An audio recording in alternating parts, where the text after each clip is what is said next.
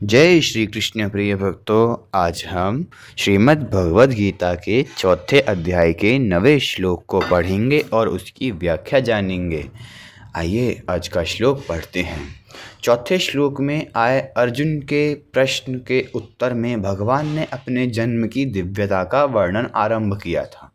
अब अपनी ओर से निष्काम कर्म का तत्व बताने के उद्देश्य से अपने जन्म की दिव्यता के साथ साथ अपने कर्म की दिव्यता को जानने का भी महात्म्य बताते हैं। 9वां श्लोक। जन्म कर्म च मे दिव्यमेवं यो वेत्ति तत्त्वतः त्यक्त्वा देहं पुनर्जन्म नेत्ति मामेति सोऽर्जुन।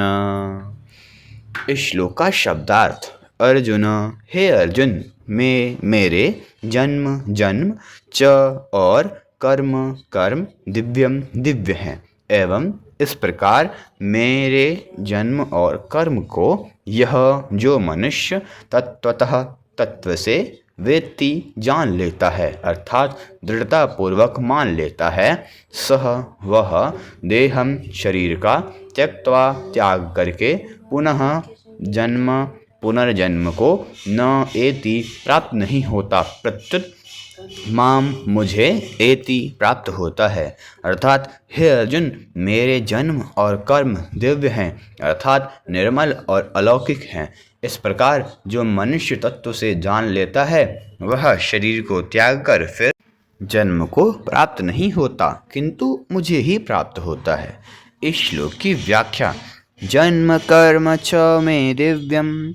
भगवान का जन्म मृत्यु से सर्वथा अतीत, अजन्मा और अविनाशी है। उनका मनुष्य रूप में अवतार साधारण मनुष्यों की तरह नहीं होता। वे कृपा पूर्वक मात्र जीवों का हित करने के लिए स्वतंत्रता पूर्वक मनुष्य आदि के रूप में जन्म धारण की लीला करते हैं। उनका जन्म कर्मों के परवश नहीं होता। वे अपनी इच्छा से ही शरीर धारण करते हैं। निज इच्छा प्रभु अवतरई और विप्रधेनु सुरसंत हित लीन मनुज अवतार निज इच्छा निर्मित तनु माया गुण गोपार। और उद्धव जी महाराज कहते हैं, त्वं ब्रह्म परम योवम व्योम पुरुषः प्रकृतिः परः अवतीर्णोऽसि भगवन् स्वेच्छोपात पृथग्वपुः। अर्थात आप प्रकृति से परे पुरुषोत्तम एवं चिदाकाश स्वरूप ब्रह्म है, फिर भी आपने स्वेच्छा से ही यह अलग शरीर धारण करके अवतार लिया है। भगवान साकार विग्रह जीवों के शरीरों की तरह हाड़ मांस का नहीं होता। जीवों के शरीर तो पाप पुण्यमय, अनित्य, रोगग्रस्त, लौकिक, विकारी, पांच भौतिक और रजवीर्य से उत्पन्न होने वाले होते हैं, पर भगवान के विग्रह पाप पुण्य से रहित, नित्य, अनामय, अलौकिक, विकार रहित, परम दिव्य और प्रकट होने वाले होते हैं। अन्य जीवों की अपेक्षा तो देवताओं के शरीर भी दिव्य होते हैं, पर भगवान का शरीर उनसे भी अत्यंत विलक्षण होता है, जिसका देवता लोग भी सदा ही दर्शन करना चाहते हैं। भगवान जब श्री राम तथा श्री कृष्ण के रूप में इस पृथ्वी पर आए तब वे माता कौशल्या और देवकी के गर्भ से उत्पन्न नहीं हुए। पहले उन्हें अपने शंख चक्र गदा पद्मधारी स्वरूप का दर्शन देकर फिर वे माता की प्रार्थना पर बाल रूप में लीला करने लगे। भगवान श्री राम के लिए गोस्वामी तुलसीदास जी कहते हैं, भय प्रकट कृपाला दीन दयाला कौशल्या हितकारी हर्षित महतारी मुनि मनहारी अद्भुत रूप विचारी लोचन अभिरामा तनु घनश्यामा निज आयुध भुजचारी भूषण बनमाला नयन विशाला शोभा सिंधु खरारी माता पुनि बोली सोमति डोली तजहु तात यह रूपा की जय शिशुलीला अति प्रिय शीला यह सुख परम अनूपा सुने वचन सुजाना रोदन ठाना होई बालक सुरभूपा। भगवान श्री कृष्ण के लिए आया है उपसंहर विश्वात्मंदो रूपमलौकिलम। भगवान श्री कृष्ण के लिए आया है उपसंहर विश्वात्मंदो रूपमलौकिकम। शंख चक्र गदा पद्म श्रिया जुष्टम चतुर्भुजम। माता देवकी ने कहा, विश्वात्मा शंख चक्र गदा और पद्म की शोभा से युक्त इस 4 भुजाओं वाले अपने अलौकिक दिव्य रूप को अब छिपा लीजिए। तब भगवान ने माता पिता के देखते देखते अपनी माया से तत्काल एक साधारण शिशु का रूप धारण कर लिया। पित्रो संपश्यतो सद्धो बभूव प्राकृत शिशु। जब श्री राम अपने धाम पधारने लगे तब वे अंतर्धान हुए। जीवों के शरीरों की तरह उनका शरीर यहाँ नहीं रहा, प्रत्युत वे इसी शरीर से अपने धाम चले गए। पितामहवचः श्रुत्वा विनिश्चित्य महामतिः विवेश वैष्णवं तेजः सशरीरः सहानुजः। महामती भगवान श्री राम ने पितामह ब्रह्मा जी के वचन सुनकर और तदनुसार निश्चय करके तीनों भाइयों सहित अपने उसी शरीर से वैष्णव तेज में प्रवेश किया। भगवान श्री कृष्ण के लिए भी ऐसी ही बात आई है। लोकाभिरामं स्वतनुं धारणाध्यानं मंगलम योग धारणाया अग्नेयया दग्ध्वा धामा विशत्स्वकम। धारणा और ध्यान के लिए अति मंगल रूप अपनी लोकाभिरामा मोहिनी मूर्ति को योग धारणा जनित अग्नि के द्वारा भस्म किए बिना ही भगवान ने अपने धाम में सशरीर प्रवेश किया। भगवान के विग्रह अर्थात दिव्य शरीर के विषयों में महामुनि वाल्मीकि जी भगवान श्री राम से कहते हैं, चिदानंदमय देह तुम्हारी विगत विकार जान अधिकारी। नर तनु धरेहु संत सुर काजा कहूँ करहूँ जस प्राकृत राजा। एक बार सनकादिक ऋषि बैकुंठ धाम में जा रहे थे। वहाँ भगवान के द्वारपालों ने उन्हें भीतर जाने से रोका। तब सनकादि ने उन्हें शाप दे दिया। अपने अनुचरों के द्वारा सनकादि का अपमान हुआ जानकर भगवान स्वयं वहाँ पधारे। उस समय भगवान का दर्शन करने से उनकी बड़ी विलक्षण दशा हुई। उन्होंने भगवान के चरणों में प्रणाम किया। तस्यारविंदनयनस्य पदारविंद किंजल कमीष्ट तुलसी कमरंद वायु अंतर्गतः स्ववीर्णेन चकार तेषां संक्षोभमक्षरंजुषामपि चित्ततंतवोः। प्रणाम करने पर उन कमल नेत्र भगवान के चरण कमल के पराग से मिली हुई तुलसी मंजरी की वायु ने उनके नासिका छिद्रों में प्रवेश करके उन अक्षर परमात्मा में नित्य स्थिति रहने वाले ज्ञानी महात्माओं के भी चित्त और शरीर को शुद्ध कर दिया। शब्दादि विषयों में गंध कोई इतनी विलक्षण चीज नहीं है जिनके मन आकृष्ट हो जाए, पर भगवान के चरण कमलों की गंध से नित्य निरंतर परमात्म स्वरूप में मग्न रहने वाले सनकादिकों के चित्त में भी खलबली पैदा हो गई। कारण कि वह पृथ्वी की विकार रूप गंध नहीं थी, प्रत्युत दिव्य गंध थी। ऐसे ही भगवान के विग्रह की प्रत्येक वस्तु, वस्त्र, आभूषण, आयुध आदि दिव्य, चिन्मय और अत्यंत विलक्षण है। भगवान की लीलाओं को सुनने, पढ़ने, याद करने आदि से लोगों का अंतःकरण निर्मल पवित्र हो जाता है और उनका अज्ञान दूर हो जाता है। यह भगवान के कर्मों की दिव्यता है। ज्ञान स्वरूप भगवान शंकर, ब्रह्मा जी, सनकादिक ऋषि, देवर्षि, नारद आदि भी उनकी लीलाओं को गाकर और सुनकर मग्न हो जाते हैं।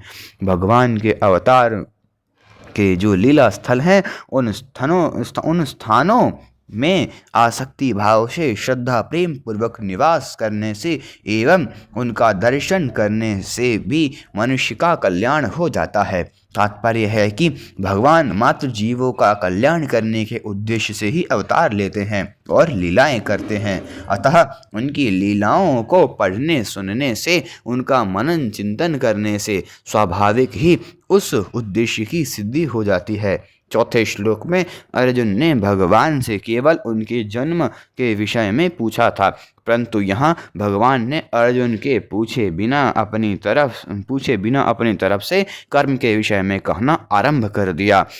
इसमें भगवान का यह अभिप्राय प्रतीत होता है कि जैसे मेरे कर्म दिव्य हैं वैसे तुम्हारे कर्म भी दिव्य होने चाहिए। कारण कि मनुष्य का जन्म तो दिव्य नहीं हो सकता, पर उसके कर्म अवश्य दिव्य हो सकते हैं, क्योंकि उसी के लिए उसका जन्म हुआ है। कर्मों में दिव्यता अर्थात शुद्धि योग से आती है। जो कर्म बांधने वाले होते हैं उनमें दिव्यता आने से वे ही कर्म मुक्ति देने वाले हो जाते हैं। कर्म दिव्य होने पर कर्ता एक तो उन कर्मों से बंधता नहीं, दूसरे वह पुराने कर्मों से भी नहीं बंधता, मुक्त हो जाता है, और तीसरे उसके द्वारा होने वाले कर्मों से दूसरों का भी हित स्वतः होता रहता है।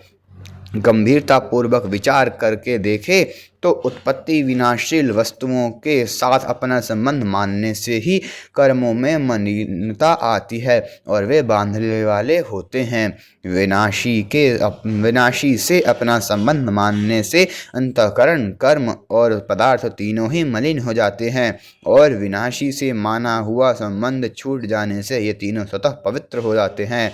अतः विनाशी से माना हुआ संबंध ही मूल बाधा है। एवं यो वेत्ति तत्वतः अजन्मा और अविनाशी होते हुए तथा प्राणी मात्र का ईश्वर होते हुए भी भगवान मात्र जीवों के हित के लिए अपनी प्रकृति को अधीन करके स्वतंत्रता पूर्वक युग युग में मनुष्य आदि के रूप में अवतार लेते हैं। इस तत्व को जानना अर्थात दृढ़ता पूर्वक मानना भगवान के जन्मों की दिव्यता को जानना है। संपूर्ण क्रियाओं को करते हुए ही भगवान अकर्ता ही हैं, अर्थात उनमें करने का अभिमान नहीं है और किसी भी कर्म फल में उनकी स्पृहा नहीं है। इस तत्व को जानना भगवान के कर्मों की दिव्यता को जानना है। जैसे भगवान के जन्म में स्वाभाविक ही मात्र जीवों की हितैषिता और कर्म में निर्लिप्तता है, ऐसे ही मनुष्यों में भी मात्र जीवों की हितैषिता और कर्म में निर्लिप्तता आ जाना ही वास्तव में भगवान के जन्म और कर्म के तत्व को जानना है। त्यक्त्वा देहं पुनर्जन्म नेति।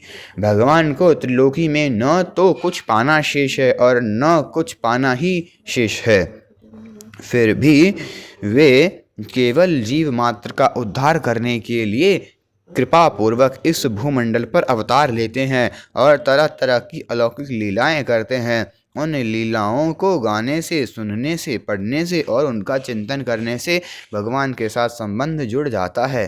भगवान से संबंध जुड़ने पर संसार का संबंध छूट जाता है। संसार का संबंध छूटने पर पुनर्जन्म नहीं होता, अर्थात मनुष्य जन्म मरण रूप बंधन से मुक्त हो जाता है। वास्तव में कर्म बंधन कारक नहीं होते। कर्मों में जो बांधने की शक्ति है वह केवल मनुष्य की अपनी बनाई हुई है। कामना की पूर्ति के लिए रागपूर्वक अपने लिए कर्म करने से ही मनुष्य कर्मों से बंध जाता है।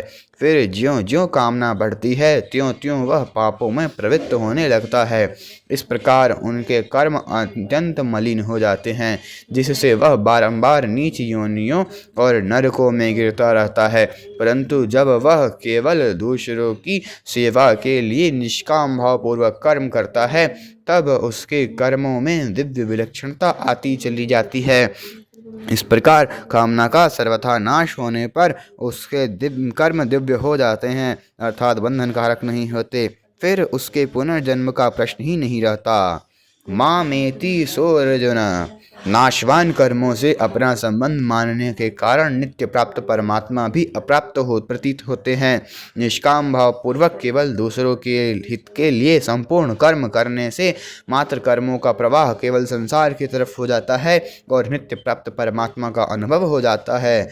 जीवों पर महान कृपा ही भगवान के जन्म में कारण है। इस प्रकार भगवान के जन्म की दिव्यता को जानने से मनुष्य में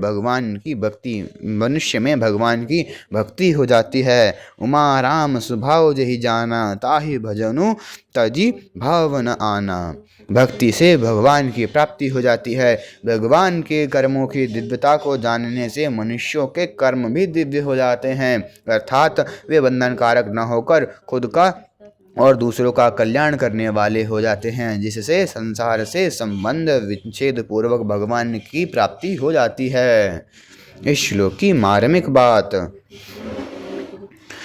संपूर्ण कर्म आरंभ और समाप्त होने वाले हैं और कर्म के फलस्वरूप जो कुछ प्राप्त होता है वह भी अनित्य और नाशवान होता है, परंतु जीवात्मा नित्य निरंतर रहने वाला है। अतः वास्तव में स्वयं का कर्मों के साथ कोई संबंध नहीं है, प्रत्युत माना हुआ है। अतः संपूर्ण कर्मों को करते हुए भी उनके साथ अपना संबंध है ही नहीं, ऐसा अनुभव करे तो उसके कर्म दिव्य हो जाते हैं।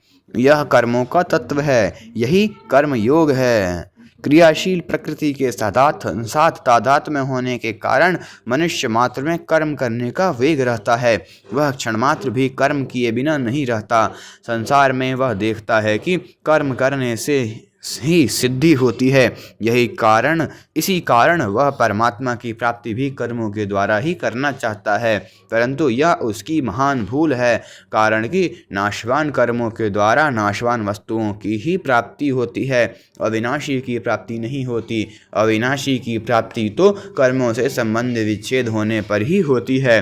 कर्मों से संबंध विच्छेद कर्म योग में सरलता से हो जाता है, कारण कि कर्म योग में स्थूल, सूक्ष्म और कारण तीनों शरीरों से होने वाले संपूर्ण कर्म निष्काम भाव पूर्वक केवल संसार के हित के लिए होने से कर्मों का प्रवाह संसार की तरफ हो जाता है और अपना कर्मों से संबंध विच्छेद हो जाता है। यहाँ भगवान ने माम एति पदों से यह भाव प्रकट किया है कि मनुष्य कर्मों के द्वारा जिसकी सिद्धि चाहता है वह परमात्म तत्व स्वतः सिद्ध है। स्वतः सिद्ध वस्तु के लिए करना कैसा, जो वस्तु प्राप्त है उसे प्राप्त करना कैसा। करने से तो उस वस्तु की प्राप्ति होती है जो पहले अप्राप्त थी। एक उत्पत्ति होती है और एक खोज होती है। उत्पत्ति उसकी होती है जिसकी स्वतंत्र सत्ता नहीं है, जिसका पहले अभाव था और बाद में जिसका विनाश हो जाता है। खोज उसकी होती है जिसकी परतंत्र सत्ता है, जो पहले से विद्यमान है और नित्य निरंतर रहता है, किंतु जो क्रिया और पदार्थ रूप संसार का महत्व मान लेने से छिप गया है। जब मनुष्य क्रियाओं को और पदार्थों को केवल दूसरों की सेवा में लगा देता है, तब क्रिया पदार्थ रूप संसार से स्वतः संबंध विच्छेद और नित्य प्राप्त परमात्मा का साक्षात अनुभव हो जाता है। यही नित्य प्राप्त की खोज है। कर्तव्य कर्मों को न करके प्रमाद आलस्य करना और कर्तव्य कर्मों को करके उनके फल की इच्छा रखना, इन दोनों कारणों से मनुष्य को नित्य प्राप्त परमात्मा के अनुभव में बाधा लगती है। इस बाधा को दूर करने का उपाय है फल की इच्छा न रखकर दूसरों की सेवा के रूप से कर्तव्य कर्म करना। फल की इच्छा न रखकर कर्तव्य कर्म करने से कर्मों से संबंध विच्छेद हो जाता है। कर्मों से संबंध विच्छेद होते ही परमात्मा से हमारा जो स्वतः सिद्ध नित्य संबंध है उसका अनुभव हो जाता है। इस श्लोक के परिशिष्ट भाव। निष्काम भाव से केवल दूसरों के हित के लिए कर्म करने पर अथवा भगवान के लिए कर्म करने पर वे कर्म दिव्य मुक्तिदायक हो जाते हैं, परंतु कामना पूर्वक अपने लिए किए गए कर्म मलिन बंधनकारक हो जाते हैं। कर्मों में कर्तृत्व का होना ही दिव्यता है। अपने लिए कुछ न करने से कर्तृत्व नहीं रहता। भगवान की छोटी से छोटी तथा बड़ी से बड़ी प्रत्येक क्रिया लीला होती है। लीला में भगवान सामान्य मनुष्यों जैसी क्रिया करते हुए भी निर्लिप्त रहते हैं। भगवान की लीला दिव्य होती है। यह दिव्यता देवताओं की दिव्यता से भी विलक्षण होती है। देवताओं की दिव्यता मनुष्यों की अपेक्षा से होने के कारण सापेक्ष और सीमित होती है, पर भगवान की दिव्यता निरपेक्ष और असीम होती है। यद्यपि जीवन मुक्त तत्वज्ञान भगवत प्रेमी महापुरुषों की क्रियाएं भी दिव्य होती हैं, तथापि वे भी भगवान लीला के समान नहीं होती। भगवान की साधारण लीला भी अत्यंत अलौकिक होती है। जैसे भगवान की रास लीला लौकिक दिखती है, पर उसको पढ़ने सुनने से साधक की काम वृत्ति का नाश हो जाता है। यह जगत भगवान का आदि अवतार है। आदो अवतारः पुरुषः परसस्य। तात्पर्य है कि भगवान ही जगत रूप से प्रकट हुए हैं, परंतु जीव ने भोगासक्ति के कारण जगत को भगवत स्वरूप से स्वीकार न करके नाशवान जगत रूप से ही धारण कर रखा है। जीव भूताम महाबाहो येदम धारते जगत। इस धारण को मिटाने के लिए साधकों की दृढ़ता से ऐसा मानना चाहिए कि जो दिख रहा है वह भगवान का स्वरूप है और जो हो रहा है वह भगवान की लीला है। ऐसा मानने पर जगत जगत स्वरूप से नहीं रहेगा और भगवान के सिवाय कुछ नहीं है, इसका अनुभव हो जाएगा। दूसरे शब्दों में संसार लुप्त हो जाएगा और केवल भगवान रह जाएंगे। कारण कि प्रत्येक वस्तु तथा व्यक्ति को भगवान का स्वरूप और प्रत्येक क्रिया को भगवान लीला मानने से भोगासक्ति राग द्वेष नहीं रहेंगे। भोगासक्ति का नाश होने पर जो क्रियाएं पहले लौकिक दिखती थी वही क्रियाएं अलौकिक भगवान लीला से रूप से दिखने लगेंगी और जहाँ पहले भोगासक्ति थी वहाँ भगवत प्रेम हो जाएगा। भगवान जैसा रूप धारण करते हैं उसी के अनुरूप लीला करते हैं। भगवान श्री कृष्ण उतंक ऋषि से कहते हैं, धर्म संरक्षणार्थाय धर्म संस्थापनाय च तैस्तैरवैश्च रूपैश्च त्रिषु लोकेषु भार्गव। अर्थात मैं धर्म की रक्षा और स्थापना के लिए 3 लोकों में बहुत सी योनियों में अवतार धारण करके उन रूपों और वेशों द्वारा तदनुरूप बर्ताव करता हूँ। यदा त्वहं देवयोनौ वर्तामि भृगुनंदन तादाहं देववत् सर्वमाचरामि न संशयः। यदा गंधर्वयोनौ वा वर्तामि भृगुनंदन तदा गंधर्ववत् सर्वमाचरामि न संशयः। नागयोनौ यदा चैव तदा वर्तामि नागवत् यक्षराक्षसयोन्योस्तु यथावद विचाराम्यहम्। भृगुनंदन, जब मैं योनियों देव योनियों में अवतार लेता हूँ तब देवताओं की ही भांति सारे आचार विचार का पालन करता हूँ, इसमें संशय नहीं है। जब मैं गंधर्व योनि में प्रकट होता हूँ तब मेरे सारे आचार विचार गंधर्वों के ही समान होते हैं, इसमें संदेह नहीं है। जब मैं नाग योनि में जन्म ग्रहण करता हूँ तब नागों की तरह बर्ताव करता हूँ। यक्षों और राक्षसों की योनियों में प्रकट होने पर उन्हीं के आचार विचार का यथावत रूप से पालन करता हूँ। जब वे आचार अवतार अर्थात मूर्ति का रूप धारण करते हैं तब वे मूर्ति की तरह ही अचल रहने की लीला करते हैं। अगर वे अचल नहीं रहेंगे तो वे अर्चावतार कैसे रहेगा। भगवान ने राम कृष्ण आदि रूप भी धारण किए और मत्स्य कच्छप आदि रूप भी धारण किए। उन्होंने जैसा रूप धारण किया वैसे ही लीला की। जैसे वराह अवतार में भगवान ने सुअर बनकर लीला की और वामन अवतार में ब्रह्मचारी ब्राह्मण बनकर लीला की। इससे साधक को यह समझना चाहिए कि अभी भी जो हो रहा है वह सब भगवान की लीला ही हो रही है। आज का यह श्लोक संपूर्ण हुआ। अगला श्लोक, भगवान के जन्म कर्म की दिव्यता को जानने वाले कैसे होते हैं, इसका वर्णन आगे के श्लोक में करते हैं। श्लोक 10, वीतराग भय क्रोधा मन्मया मामुपाश्रितः बहवो ज्ञान तपसा पूता मद्भावमागतः। हरे कृष्ण। अगर आप सभी को आज की वीडियो पसंद आए तो वीडियो को लाइक करिए। ऐसे ही और वीडियो देखने के लिए चैनल को सब्सक्राइब करिए तथा अन्य भक्तों के साथ शेयर करिए। अगर आपने पिछले श्लोकों की वीडियो नहीं देखी है तो डिस्क्रिप्शन बॉक्स में उनका लिंक है, आप वहां से देख सकते हैं। आपको वीडियो कैसी लगी कमेंट बॉक्स में बताएं। हरे कृष्ण। हरि बोल।